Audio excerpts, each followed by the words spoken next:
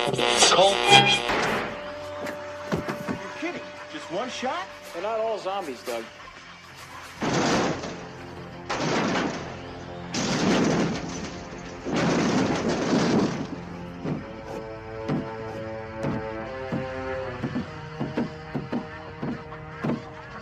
How do you fight this thing?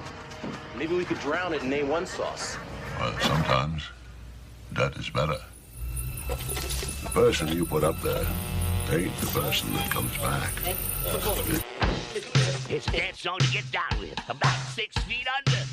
Get down. Ooh, I love this song.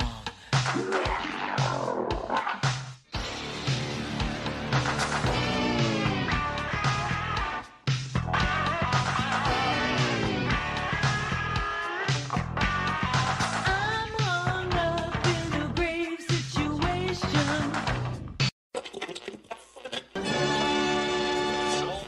And now we come to the thrilling final episode of our radio drama. Hello everyone, welcome to episode 284 of the Rotten Views podcast. Thank you everyone for showing up to another new episode of the podcast. I appreciate you guys and gals showing up each and every single week. This episode's going to be a little bit shorter than the norm, but then again, that's because of the runtime of this movie. Usually we watch movies that have like an hour and 30-minute runtime on average. This movie only has, I think, like 45 minutes. It's a newer movie, so I'm going to let you guys know ahead of time. It's from 2024, so there's going to be spoilers in this movie, but I got recommended this movie from a friend, so I figured might as well check it out on the podcast, have a fresh watch and a fresh review on it. So I'm expecting good things from this, from what I've seen from still images, so hopefully it lives up to the hype, because it's essentially a modern day movie set with like 70s, 80s aesthetics, like practical effect, makeup design, and all that fun stuff. All stuff that's right up my alleyway. So I'm really looking forward to this one. Hopefully you guys will enjoy this one as well. Of course, I could probably give you the title of the movie if you haven't already read the title of this episode. The movie we are watching today is Explorer from Another World. Like I said, I already had time. This is going to be a spoiler-heavy episode, like I do every single episode. We'll be talking about the movie from start to finish, all the points in between that interest me. I just want to get that out there for everyone to know ahead of time. So, no biting my head off in the comments or anything like that. No negative reviews or snaps at me for spoiling a movie. I know it only came out a couple years ago, but I want to watch this one because it sounds like a fun movie. But before we do get into the movie at hand, let's do a little bit of housekeeping, like we like to do each and every single week. Housekeeping? Don't think you're sleeping. Housekeeping? Could you come back in an hour? Housekeeping, you want towel? More towels. Need sleepy. Housekeeping, you want mint for pillow? Please go away. Let me sleep for the love of God. So like I like to say each and every single week, if you want to help the podcast out, if you want to help grow this community, grow this podcast, there's multiple things you can do to do so. No matter whatever podcast platform you're listening to this on, feel free to just leave a like, hit the comment section, leave a comment, or you could leave a review as well if you're on iTunes or if you're on Spotify. Leave a star review. I'll leave a 5-star. That's pretty cool. I'd appreciate that. You want to leave something a little bit lower? I understand. It's okay. This podcast platform might not be everyone's cup of tea, and I understand that. If you don't like it, maybe you'll just keep coming back and hate watching. But that's up to you. I leave that up to you. But the main thing that you can do that helps out this podcast the most is just hit that share button. Share it with a friend, family member, coworker, whatever it might be. Share it on your Facebook, your X account, your Threads account. Share it as an Instagram story, whatever it might be. Just hit that share button. That does help out the podcast a lot, and it only takes a few seconds for you guys to do so. If you guys want to keep in touch with me a little bit more, you can find me pretty much on all social media platforms. All the links are down below in the link tree in the description of this episode, and every single episode, of course. You can find me on Instagram, you can find me on Facebook, you can find me on Threads, X, whatever it might be, TikTok. But the main thing I would love for you guys to do, go check out the YouTube channel, which we're actually monetized now, so that's pretty cool. We're getting one step closer. Our main videos, our longer format videos, are now being monetized. We're just waiting to hit that 1,000 sub mark, which is getting ever so close. I think we're like 978 or something like that. And then we need like another 600 hours of watch time, which is probably going to go hopefully pretty quickly. I know that the last 1,000 to actually get monetized only took a little bit of time to actually get, so I appreciate that, guys, very, very much. Thank you guys so much for subscribing. I think on average we're getting like 30 new subscribers a month, so hopefully that keeps up. Wait and see. I'm not gonna push it too much. Well, I'm gonna promote it, but I'm not gonna like nag about it too much or try to push it down people's throats. But if you could check out the YouTube channel, I'd appreciate if you do so, because there's a ton of free content over there, hours upon hours of free content. I have the old episodes of the podcast dropping every single Monday. We have new gaming videos dropping every single Wednesday. I do daily shorts as well as community posts, so if you want to check out the On This Day in Horror posts, or post in the community tab, or if you want to check out the Lunchbox surprise series that I do for my daughter, or other various drawings that might just fit the short format, definitely go do so. Go check them out. Hopefully there's some content over there that you guys will enjoy. I'm sure there will be, so it's a fun thing. All you gotta do, go hit that like button on some of the posts, hit that subscribe button, turn on the bell notifications. That way you get notified every single time I post a new video, and we will be doing live streams as well. So there's hours upon hours, like I said, of free content for you guys to go check out. I do modern games, like we've been playing Green Hell, we've been playing Cyberpunk 2077. We've got horror games like Killer Clowns from Outer Space. I've played Evil Dead occasionally, Texas Chainsaw Massacre, and we've also dived into the older games, SNES games, N64 games, PS1 games. So there's a ton of different gaming content over there if you guys want to go check that out. And if you guys want, check out the Rotten Views Instagram page where I post the On This Day in Horror posts over there. If you don't want to check them out on YouTube, I also post about the podcast episodes as well over there. So definitely go check that out. If you want something a little bit different, maybe you want some merch. You want some merch? I think you guys probably want some merch. Definitely go check out the TeePublic link site down below where you can buy the podcast merch. You can buy some other various merch. I dropped a Limp Bizkit Valentine's Day parody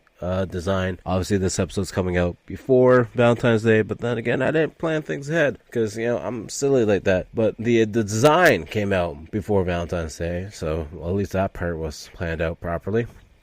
Or maybe you're looking for some extra content. Maybe you want some wrestling related content. Check out the CWC Canadian Wrestling Championship page on Instagram, Facebook, as well as YouTube, where I've been doing short content over there as well. So definitely go check that out. There's hours upon hours of content over there for you guys to check out, and news about wrestling related stuff. So I think you guys are pretty busy. You probably have enough content to listen to, watch, and all that other fun stuff. But if you want a little bit more, it's there for you guys to check out at least. But enough about all that kind of stuff. Let's get to the movie at hand. Today we are talking about Explorer from Another World from 2024. This movie features a 6.2 out of 10 on IMDb, a 3 out of 5 on Letterboxd, and a 6.2 out of 10 on Prime Video. The description, as read from IMDb: on a Friday night in the early 1960s, an unexpected visitor arrived in rural Indiana. Unlike anything mankind had ever faced before, this grotesque stranger would wreak havoc throughout the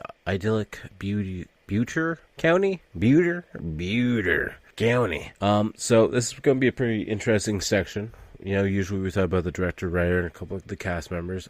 So the director is Woody Edwards. He's also one of the main writers, and he's also one of the stars in the movies. And that's kind of what I enjoy about this one. It's an indie shot movie. It's a short movie, but a lot of love and care has gone into it. So I think it's going to be a fun one. I hope it's going to be a fun one. I'm sure it will be. But let's talk about Woody Edwards here for a quick second.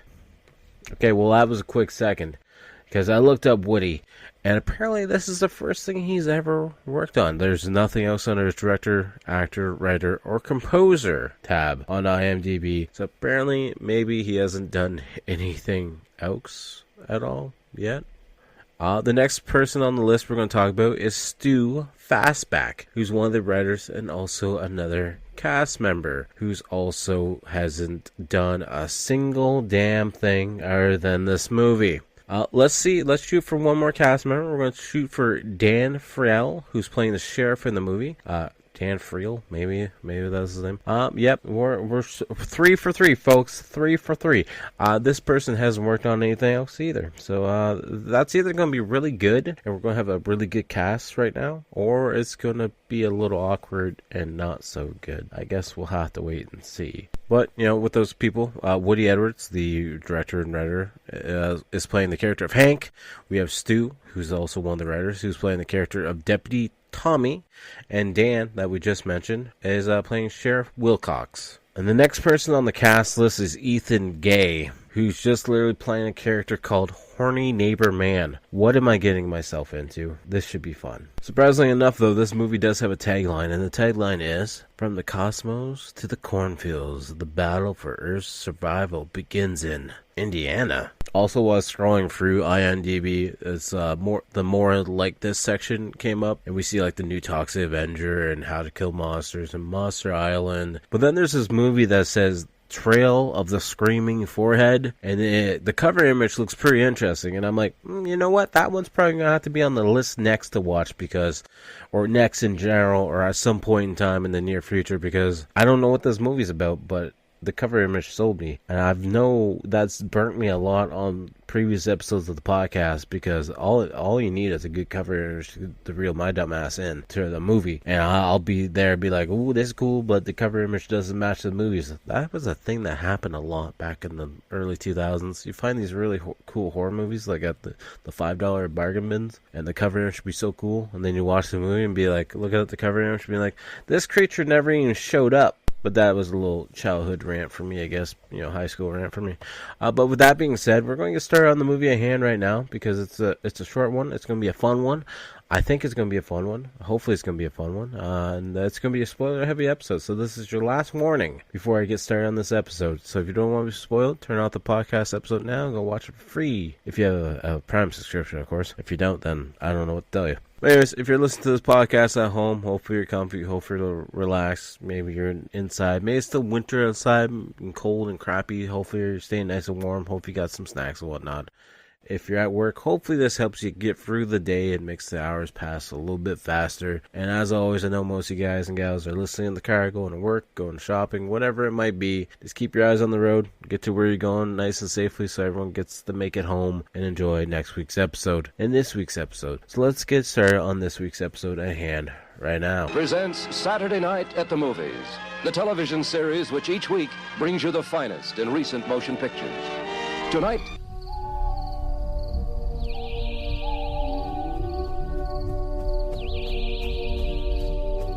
Who's out there?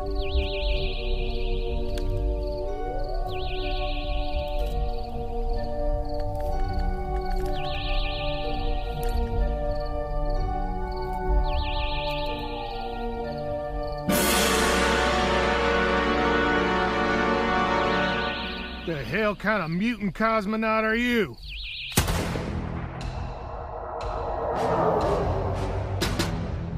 Professor Farnsworth, so we were near Gibbons Farm, and there was like a man, and he had like that's all weird. Jesus, Mary, and Joseph. I think you got some excited kids with wild imaginations. There's no time to explain. There's a spaceship from another world in that clearing. And if I'm correct, they intend to take over the Earth. There's nothing we can do, Eddie. Yeah, let's just let the grown-ups handle this one. Besides, do you want to get vaporized or something? I don't want anyone to get vaporized, Chuck. Who knows who could be next? It could be us, friends, family. Tommy, pick up the damn radio. This wouldn't be some sort of prank, Mary Beth. Look, we don't know what we saw, but someone or something just shot him. I'm going. Where do you think he came from, Professor? He came from another world, Eddie. But he underestimated our ability to fight back.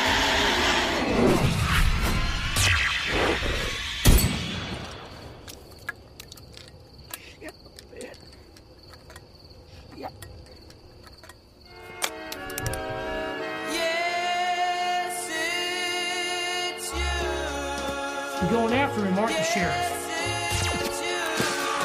It's a goddamn invasion!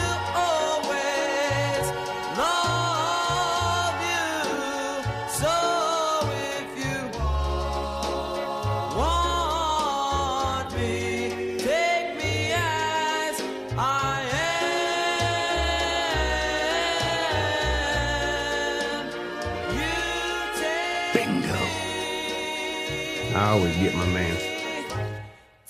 Ain't no man, Sheriff! Fill you up like a tick.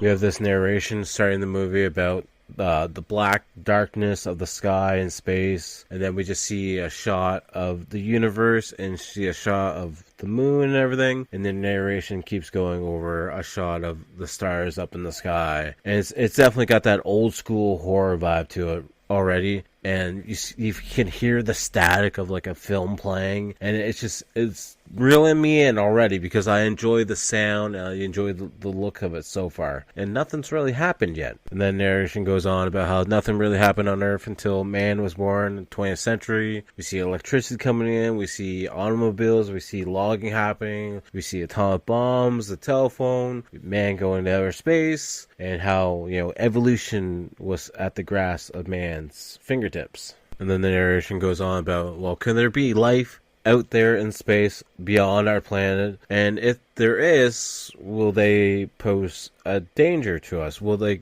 you know, cause us harm? And then the music just starts to pick up, and we see this volcano erupting. It's really cool shot so far. So then we're on this planet that looks like a giant volcano. Everything's just lava all over the place, dark colors. And then we see the back of this space alien who's in a spacesuit. And it's kind of like giving me vibes, if you guys have ever played High on Life, kind of gives me that kind of video game feel to it. And then we see that alien inside his spaceship getting ready to take off. Then as this alien spaceship is flying through the sky, we see the intro credits starting to play. The title font comes up, and it's a pretty cool font. I like the font style. And then we see everything else happening. We see the alien in his ship. He's putting what looks to be a head or a helmet away, maybe. Not really too sure, but it's in a glass display case. And we see it pretty much going through that galaxy warp. And then next thing you know, it's on another planet where there's this giant stone-looking eye looking at the alien. And then he's off to adventure to another planet because he's an explorer. And then we see Earth coming into the picture, and we see a satellite going across the screen. And I gotta say, so far, the music used for the intro and everything else so far, love it. It actually feels like a 70s movie, and I'm really up for that. Let me just go into a kid's room where we see a little girl playing a puzzle with her older brother, and they're talking about their favorite monsters. And I think the little girl's like, I like the Wolfman. And the boy's like, I like Frankenstein. And then the mom comes in and be like, Cindy, it's time for you to go to bed. You can't be playing with any puzzles anymore. And the mom's like, so what are you doing? Doing puzzles on a Friday night with your sister? You know, you could come down and watch Rawhide with me and your father if you want to. He's like, nah, I think I'll just stay up here and read some comic books, actually, Mom. I don't want to watch Rawhide. So the main actor we have right now is Eddie, who's Colin McCradle. I butchered that last name for sure. He's the older brother anyways. He's sitting down reading some Fantastic Adventures comic book, I think it was. And then he starts to hear some sounds coming from outside his bedroom window, and apparently he's on the ground floor, apparently. Because his friend spooks him. Culpepper spooks him. He's like, hey, you ready? Come on, buddy. Atomic Creature's gonna be playing. Let's go see it. And he's like, nah, I'm just gonna stay in for the night. And then he's like, well, come on, we're gonna go see the picture of Mary Beth. And then Eddie's like, no, you know, Culpepper, come on now. You know, Mary Beth was never going to want to see that film. And she's like, she pops in the window being like, Eddie, how do you know what kind of picture I would want to see? So he's like, all right, we're going to go see the picture now. So we see Culpepper and Eddie and Mary Beth walking down the sidewalk. Culpepper's a little bit ahead. Anyways, they're talking about this dance that's going to happen. And Eddie doesn't think that he's going to go because nobody's going to want to go to the dance with him. And he's mentioning how Mary Beth has this other date probably set up. And she's like, oh, well, he's probably not the person I want to go with. And then Culpepper clearly gets annoyed because, you know, nobody wants to take him to the dance because he's kind of like the chubby kid. But, you know, like, Eddie's beating around the bush because he's kind of nervous. He doesn't want to actually ask Mary Beth. Well, he does, but he's too shy to ask about it. And then Culpepper's like, come on, who cares about a scummy dance? We're going to be late, and we're not going to get shitty seats if we don't hurry up and get to the theater. And then Eddie's like, okay, we'll cut for the field. We'll save ourselves a little bit of time. Don't worry about it. Then we see the three kids making a fire down the sidewalk, and they walk up past the Professor Farnsworth home. He's out on the porch getting ready to smoke up his pipe. He's like, hey kids, how's it going? He's like, oh, we're good. We're just, relaxing on Friday night, just out to see the movie. But as Farnsworth is getting ready to light his cigar, he's looking up in the sky. We hear some kind of hovercraft, spaceship going overhead. He's like, oh, well, that's pretty curious. So then we have Farnsworth's phone going off. He answered it, and this lady calling. Apparently somebody at the observatory was looking through a telescope and saw a spaceship going overhead, and they thought something was peculiar about it. He's like, I actually saw it too. Let's just gather a team Monday, and maybe we'll see if we can find any remnants of it. I'm sure it's probably nothing, though. And then we cut to the sheriff's office where we see Deputy Tommy, Stu Fastback, and Sheriff Wilcox, Dan Farrell, the two writers and director for this. And the sheriff is complaining about what his wife's making. And Deputy Tommy is typing on the typewriter, but his eyes look like they're going crazy because of how goddamn big they are. Like he's done some drugs, maybe of some sort, or maybe it's just a little bit crazy. One of the two. And you can hear Tommy typing on the typewriter, and it's like one finger at a time, just being like, cheat, cheat, cheat, cheat, cheat. Anyways, then the sheriff takes a phone call, and I believe it's from a different farmer, because he's like, I saw glow, something in the sky, because then we see a farmer walking through the fields with a shotgun in hand and a flask in hand, a little bit drunk, a little bit tipsy, and then he looks up in the sky and he sees the UFO going overhead. He's like, it's a goddamn invasion, not today, Nikita on the cruise ship. I'm gonna hunt you down, space alien. So now we have a drunk farmer with a flask and a shotgun running through the field, and then the kids are walking through the woods, and they hear the farmer yelling. He's like, goddamn commies in my woods.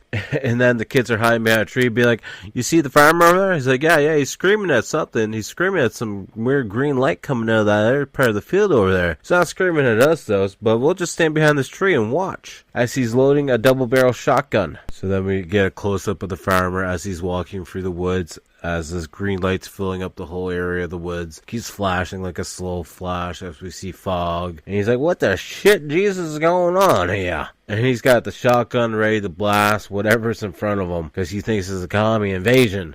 But he's like, what are you? Who's out there? And then we see the explorer showing up, and we see what his face actually looks like. And it's a pretty cool look. I like the look of it. He looks slimy. He's got the typical dome over top of his head and the old school space suit. Anyways, the farmer shoots him, doesn't do anything though, and then the explorer pulls out his gun and shoots the farmer in the head, and next thing you know, you just see his whole head blow up, and there's just blood going all over the place. Pretty cool shot, not gonna lie. I enjoyed it, at least. And then the kids are watching from the distance, being like, oh, wow, that's crazy. And then we cut to what I believe would be the horny neighbor, because he's watching some TV, watching some female wrestling. Didn't know that was a thing back then. Because all the lines he's saying is, rip her top off. Come on, rip her top off. Let's go. Rip her top off. And then the fight ends. He's like, god damn it, what the hell? And then we have the three kids. We got Eddie, Mary Beth, and Culpepper running back to Farnsworth, knocking on his door, and then quickly letting herself in. And they're like, Miss Farnsworth, there was an alien, there was a fireman, and then the next thing you know, his head got blown off. He's like, alright, calm down, kids. Let's relax. What's all the excitement about? One at a time, please. And then he's like, so what happened to the farmer? He's like, his head got blown off by a creature from another world. So then Farnsworth just gives them a stare, being like, what kind of drugs are you guys on? Can you just call the sheriff, please? We need to talk to the sheriff. And then we have Sheriff Wilcox answering the phone, be like, Clarence, he's crazy than a raccoon and a wood chipper or some crap. I don't know what the hell he said. He's like, I'm sure he's taking some pop shots in the floors, and probably nothing to worry about. Probably the kids are just a little bit silly, that's all they're doing. He's like, no, the kids are real. The kids are telling the truth. Clarence ain't got no head anymore. So we see Deputy Tommy showing up at this other farm, because apparently there was the call earlier. I thought maybe Clarence was the one calling, but no, Clarence is just a drunk walking around. Anyways, Tommy is there to see Mr. Marco, who's out there to see about an incident that happened at his farm. Mr. Marco is the foreigner farmer for this farm. He's like, yeah, my wife called. A guy killing my chicken. He's just ripping the heads right off. Just ripping the heads right off the chickens. And he's like, the guy had some kind of instrument. And he's like, an instrument? He's like, not like a tuba or anything like that. It's kind of like a bicycle pump, and it shoots a red light and a blue light. And Deputy Tommy's like, alright, let's just rest. How about you put the gun down? I know you got your hunting rifle now. Let's just relax, and I'm going to get to the end of all this and figure things out. So Mr. Marco's like, hey, I'm gonna come with you. I got Fox Elixir and alcohol. And Deputy Tommy's like, I can't actually drink with you. I'm on duty. He's like, okay, well, I was gonna stay here and drink, and then when you come back, we drink together. It's like, yeah, sure, definitely. So then we see the deputy walking through the farm, and he comes up to the tractor, and it's under this little shed, and he runs into the explorer. He's like, sir, I need you to stand up, and I need you to put that weapon away, sir. And then the explorer turns around, and we can tell he's an alien monster. He's like, all right, I need you to put that down and turn it off, please. So then the explorer turns off the weapon that he has, and Deputy's like, is that a dead chicken you have there by chance? And they just look at the chicken and be like, well, maybe. So then the deputy's like, what's on your head? Are you some kind of pilot or something? And then the deputy looks around, and next thing you know, the explorer just shoots the deputy's hand off. He's like, what are you doing? And then the deputy gets shot again in the stomach as he's like, well, why'd you have to do that? And then we just cut to Farnsworth, who's walking through the woods with a flashlight, being like, I'm gonna see what crash landed around here. Maybe I'll see what Clarence was shooting at. So then as he's walking through the woods, he's like, Gibbons, is that you? Because he just sees his feet. And then he's like, wow, you got no head. He's like, wow, drunken hillbillies with shotguns is definitely not a really good combination. And then he's noticing that Gibbons also got shot in the stomach. He's like, a hillbilly drunk like you even couldn't be that lucky, I guess. There's no way you could shoot yourself in the stomach and in the head. So then we cut back to the sheriff's office, and the sheriff is on the phone. He's like, you're the fourth one with the wackadoo phone call about some weird thing in the sky and weird things happening. And then he tries to get a hold of Tommy, his deputy. And of course, Tommy's not answering because, well, Tommy's dead, for one thing. So he's like, all right, better put my belt on, better get my gun and go out and explore. And there's a guy in the drunk tank. He's like, you're going out to get him, aren't you, Sheriff? He's like, you're going out to get the alien. I tried to tell them there was an alien around, but nobody wanted to believe me at all. And then after the sheriff's leaves, we just cut to this random spot in the woods where the explorer is ripping a lady's head off in a field or in a tree line somewhere. And it's this old school looking shot, and it's very detailed, and it actually looks really well done, to be honest with you. And then it's kind of like a tribute to the Predator, because the explorer is just holding the head up as it's screaming and staring at the head, and then someone living close by is like, what does that sound? He goes out on the porch, and then next thing you know, he's running back inside, and next thing you know, he's running back outside, being like, I know I heard the scream somewhere over here. I should probably go explore that. It's the 70s, nothing bad ever happens. And then we cut back to Farnsworth, who's holding some medical device in his hand. I don't know what he's doing. Maybe it's like a metal detector, radiation detector of some sort. But he's underneath the spaceship now, using it. And I don't know if he knows what he's doing at all. So the guy that heard the scream, we cut back to him, and it's actually the horny neighbor, who's then somehow finds the body out in the woods. He's like, what a goddamn waste. And he's looking at the body, and then he's looking around a little bit, and then he's like, you know what, I'm just gonna fold this down and see a boob a little bit, because, why not? It's a waste if I don't look at the boob. And then the explorer comes out of the woods. He's like, did you do this to Ruby Jean, you bastard? And he goes to punch out the explorer, and the explorer just grabs his arm and twists it and rips it right out of socket and right off of his arm. Like, from the elbow down, it's ripped right off, and it just gushing, spilling blood all over the place. And he's like, oh, well, that's not good.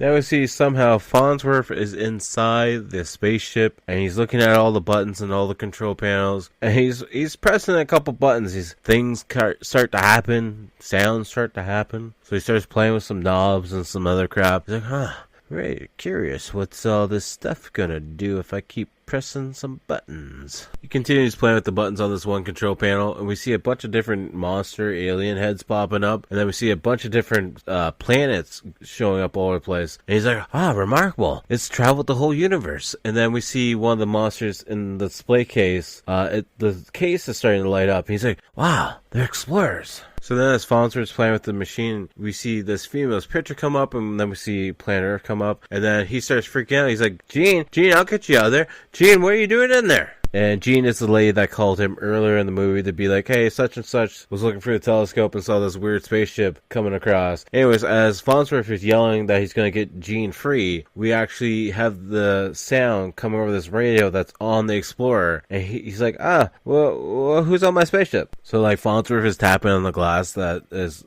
holding Jean in. Like, all we see is her head, and she's behind the wall for everything else. He's tapping on the glass. He's like, they're not explorers. There's conquerors. I hate conquerors. So then he starts pressing with some buttons trying to get her free. And then everything that was green lit up is now red, which I'm assuming is not good. Anyways, then we see a red light shooting up through the sky, and the explorer is looking over. He sees it in the sky as well. And then everyone else sees it as well. So the kids are sitting in the bedroom, they see it. The sheriff is driving the police car, and he's driving down the road, and he sees it. So we know something bad is probably about to happen. So then this red beam just shoots up into the sky, and we see electricity coming off of it. And then the sheriff just pulls his car over the side, and he gets out, and he's like, huh, wonder where that light's coming from. So then we see Eddie and Mary Beth. They're like, we're going to grab our book bags. We're going to get some supplies together. We're going to go explore what this red light is and what the danger is, because we need to stop it. And then Culpepper picks up a pencil being like, well, obviously I'm going to go with you guys. I'm not going to sit here by myself. So then we see Farnsworth leaving the spaceship because he's like, Gene, I'll be back. I just got to figure things out. So as he's running for the woods, we then see the explorers back in the spaceship. But Farnsworth runs into the sheriff in the woods as he's running away from the spaceship. And the sheriff's like, Sheriff, what are you doing in the woods? What was that red light I just saw? He's like, explorer, conquer the earth. Bad things are going to happen. I can't say anything good's going to come of this, Sheriff. So then Farnsworth and the sheriff go closer to the UFO. And they get closer to where the UFO is. And the sheriff's like, is that Gibbons? And Farnsworth's like, well, what's left of him? He's like, well, where's his head then? He's like, well, Sheriff, let's just relax. We can't let that UFO leave, though, because it's got Gene, and they're just going to take over the whole Earth. And we need to figure out what we're going to do. So at one point, the sheriff was going to shoot this fuel cell that he sees on the spaceship. And Farnsworth's like, no, we can't do that. Gene's on there.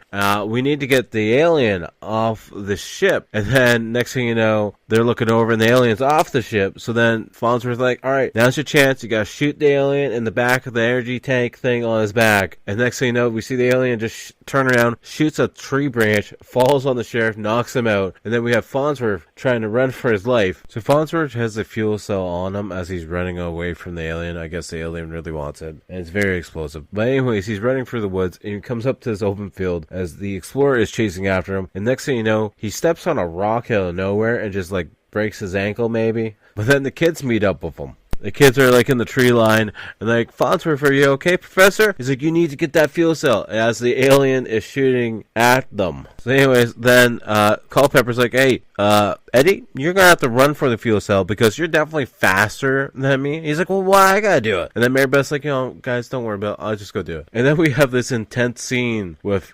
Farnsworth as he's breaking some branches. Looks like he's ripping his underwear too at the same time to make a stint for his leg to snap it back into place. So then we have Culpepper who's running out to the middle of the field. And he's got his fist up in the air as he's staring at the explorer. And then the explorer's pointing his gun at him and he just turns the gun to a different nozzle. And Culpepper's like, shit. Anyways, Culpepper gets shot with this like smoke gun though. And it literally starts melting off his face. And this shot is really crazy and really well done. I love the fact of like his face literally comes off like Leatherface has a mask. And it's just popping off. And then the kids are watching and Farnsworth is watching from the woods being like, ooh, that doesn't look good at all. That looks actually really bad. And we just see pretty much his face completely melt to his eyes are hanging out. And it's just a skeleton head with some hair somehow still. And then he takes one step forward, slips on the front part of his face that already fell off. And falls to the ground. And as we see them in the woods, Eddie's trying to find something to load his slingshot with, and Mary Beth gives him like this pickup stick rock thing. I forget what the actual game is. It's where you throw it down on the ground or you throw it up and catch it, whatever. Anyways, Farnsworth's like, you gotta do something soon, Eddie. You gotta make your move soon, Eddie. You gotta attack the alien. So he loads up that item into the slingshot, hits the explorer, and it hits him right in one of the energy like hoses. And this hose comes off, and air starts seeping out of it. And the explorer's just grabbing at his mask, grasping for air, and then out of nowhere, Sheriff Wilcox shows up with shotgun in hand. He's like, I hope you enjoyed your time in the county, but now it's your time to go. And he just shoots once at the explorer. The whole glass helmet blows up, and the whole head inside blows up, and we just see the explorer is now headless. And then we have Farnsworth crawling out of the woods with a stick as a crutch, essentially, or a walking stick. And he's just like, good shot, Sheriff. And they're looking at the explorer down on the ground. It's like, he came from another world. He just didn't expect us to actually fight back. But now, Sheriff, we gotta do something. We gotta go get Gene off of that ship now. And then as Farnsworth and the Sheriff walk off, Eddie's like, aw, poor Chuck, because that's Culpepper's name. And they look over at him, and it's just like, his body's there, but his head is just a lump of, melting flesh. And then Mary Beth reaches down to the explorer's melted body and pulls out that pickup stick thing or whatever, where the hell it's called. And then Eddie's like, hey, so Mary Beth, you want to go to dance? She's like, well, you didn't have to ask. Let's just go. And then they walk off, and then we see the camera panning up at the sky. We see a bunch of stars. We see the moon. Old-timey music is playing as the movie just starts to fade away. We see that satellite dish from the beginning of the movie fly across the screen. And then all the music starts to fade away, and the camera starts to pan off to the side. And all we hear is just like a space brooding style music playing, and we can assume that more explorers are now showing up because of that red laser beam that shot off in the sky, because now we see yet again another red laser beam, but the same red laser beam coming from Earth, because now we see the planet Earth and we see the laser beam coming out of it. And then that laser beam disappears, but then after the laser beam actually disappears, we see a shitload of alien spaceships showing up. They all are the same spaceship that the Explorer was using, and there's probably over 100 of them just showing up, and then it just says the end. I gotta say, I really enjoyed this movie. It's a quick one, of course, but still is a fun one. I love the practical effects. I really enjoy the acting from everyone in this one. But yeah, the practical effects are definitely what stands out above everything else, because of, it's silly, but it's so well done. And I love the classic looking monsters effect, and I love the melting effects, especially when Culpepper's face gets melted off. I think that looks great, and definitely well worth a watch. I would definitely highly recommend anyone watching this one, because I think it's a fun movie, and it's only 45 minutes, so it's a quick runtime, so there's nothing to worry about in that sense. So definitely go check that out. It's on Prime, so if you have a Prime subscription, go check it out there. I believe it also said it was free on Plex, so if you want to watch it for free on Plex, you can also watch it on Plex. And for my rating for this one, I'm going to give it a solid 8 out of 10, because I think it's well deserving. I know it's an indie movie, but you can definitely tell a lot of love and care went into this project, and I'm all about supporting indie movies. People that are trying just to create things just like I am. And the lot of work clearly went into it, and the special effects did a smoking job. The music side of things pulls everything together, and just the acting. It's silly, it's goofy at times, but definitely fits the movie very, very well. And which brings us to a point in time where we got to pick what we're watching next week. We did part 2 of this movie years ago at this point in time. I think it's like episode 50 or somewhere up in there. We are watching the original Chud. This movie is from 1984. It has a 5.6 out of 10 on IMDb.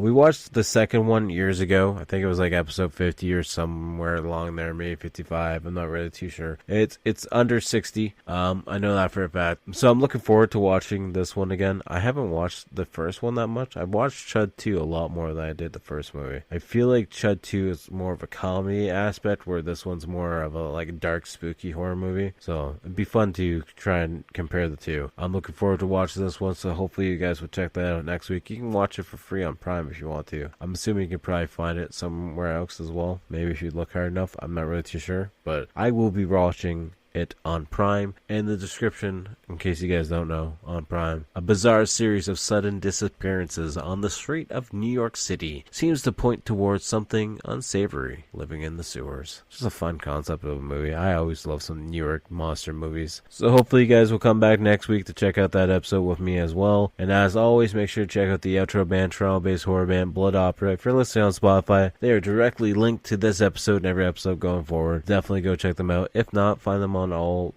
media platforms, music platforms. Find them on Amazon Music, Spotify, SoundCloud, anything and everything, pretty much. YouTube, definitely on YouTube as well, Facebook, Instagram, anywhere and everywhere. As always, make sure to check out all my social media links down below at Typhonstein. Find me on anything and everything, from X to Threads to Facebook, Instagram, TikTok, and YouTube, among others. Probably I got like a Blue Sky account and a 11/8 account, whatever the hell those are. I don't really post on them because I don't know the point of them, but that's besides the point. But the main thing I want you guys to check out is the YouTube channel, where you got the weekly game video dropping every single Wednesday. We do live streams, we got various shorts, community posts, we got the old episodes of the podcast dropping every Monday. There's hours upon hours of free content over there for you guys to check out. And if you want to support the podcast a little bit, check out the TeePublic link site down below to buy some merch if you want some podcast merch or some other various merch. Until next time, I'll talk to you guys all later. Peace.